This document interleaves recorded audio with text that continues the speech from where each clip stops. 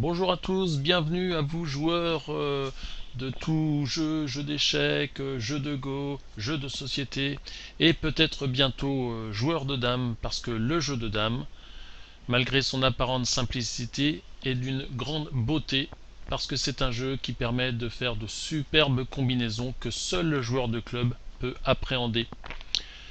Donc à vous qui avez eu la chance de voir ce petit flyer, eh bien je vais bientôt vous montrer les deux solutions des deux problèmes qui étaient proposés dans ce flyer. Et puis ensuite je vous donnerai quelques informations sur le damier octevulé si vous vouliez d'aventure pousser la porte. Alors commençons. Alors nous avons là un petit problème où les blancs jouent et gagnent de façon directe, c'est-à-dire qu'on va donner un pion et les blancs vont réaliser un gain. Ici, il suffit de donner ce pion-là. Les noirs sont obligés de prendre. Alors, je vais décomposer. Les noirs sont obligés de prendre. Ça fait partie des règles. Souffler n'est pas joué n'existe pas. Donc, les noirs prennent. Et ensuite, les blancs prennent ces 6 pions-là. Et évidemment, la partie est terminée. Alors c'est une combinaison pour débutants et je suppose que bon nombre d'entre vous avaient trouvé. On va passer au deuxième diagramme qui est beaucoup plus difficile et beaucoup plus intéressant et qui va montrer là toute la beauté du jeu de dames. Alors attention, ça va déménager. Les blancs jouent et gagnent. Qu'est-ce que ça signifie? Ça veut dire que les noirs viennent de commettre l'erreur. Ils ont par exemple joué un pion qui était là, ils l'ont amené à cette position-là. Et là, pour un joueur de club, eh bien, la solution peut se voir. Alors en compétition, ce genre de combinaison arrive beaucoup plus fréquemment que vous ne pourriez le penser. Et le but d'un club, eh bien, c'est de vous apprendre à réaliser ces combinaisons. Alors, qu'est-ce qu'une combinaison? On donne. Donc les blancs donnent ce premier pion, les noirs sont obligés de prendre, les blancs reprennent, donc ils ont calculé évidemment tout ça. Et là, les noirs doivent prendre un pion en avant ou un pion en arrière, c'est possible, ou 2 pions, ou 3 pions. Mais en fait, il y a une règle au jeu de dames qui dit que l'on doit prendre le plus de pions possible. C'est la règle de la prise majoritaire. Donc les noirs n'ont pas le choix et doivent prendre ces 3 pions-là. Les blancs prennent 5 pions et c'est aux noirs de jouer. Alors si on regarde, il y a 11 pions blancs et 9 pions noirs. Mais les noirs vont récupérer ce pion-là et ce pion-là. Donc on pourrait penser que ça va être égalité. Eh bien pas du tout, parce que les noirs doivent jouer, et s'ils ne prennent pas ce pion-là va aller à dame, avec un pouvoir terrible. Donc finalement, les noirs sont un peu obligés de prendre ce pion. Donc ils le prennent, mais ça n'est pas fini. Les blancs jouent ici.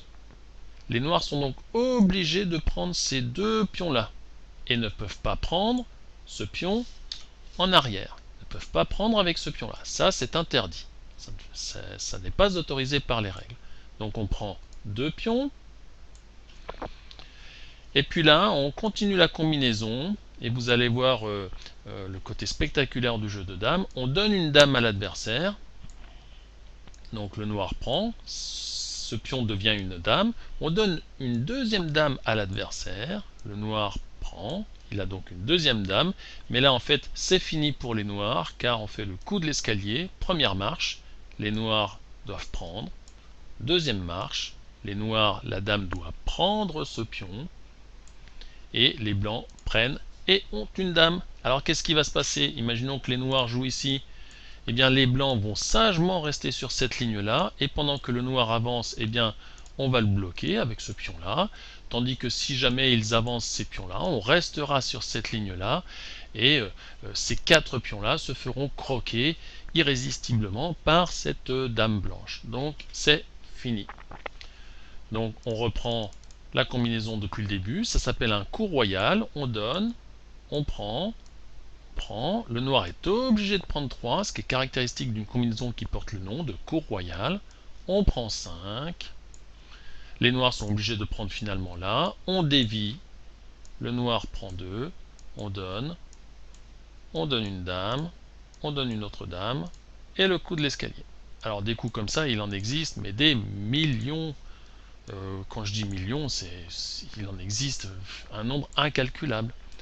Voilà, donc ça c'est une possibilité qui démontre la beauté combinatoire du jeu de. Alors, où est-ce que les joueurs de dames du Havre et des environs se réunissent? Eh bien, c'est à Octeville-sur-Mer, ce qui est à peu près 10 minutes, un petit quart d'heure du centre-ville du Havre. C'est sur les plateaux euh, de- au-dessus du Havre. Et ici, vous avez la rue Huard. Alors, ça, c'est la vue quand vous marchez dans cette direction-là. Vous avez dans votre dos l'église d'Octeville. Donc, vous avez ici la rue Huard avec un petit peu avant, ou même ici, hein, la police municipale. Et en fait, là, vous prenez la petite impasse et très vite derrière, vous allez voir une porte en aluminium ou en acier zingué qui donne accès à une petite salle. Pour l'instant, nous sommes un petit club qui est en train de se développer. Et donc, nous jouons tous les mercredis entre 17 et 20 heures. Voilà, sauf en période de grandes vacances scolaires, grandes vacances d'été.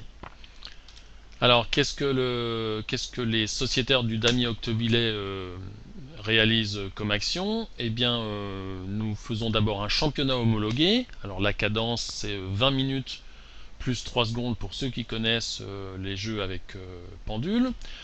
Ensuite, nous participons à des tournois régionaux, comme celui du Mans, le Mans qui fait partie de la Ligue de Normandie. Nous participons à la Coupe de France des clubs, au championnat de Normandie, au championnat de France. Alors pas tous les joueurs du club, hein, mais certains joueurs du club y participent. C'est mon cas.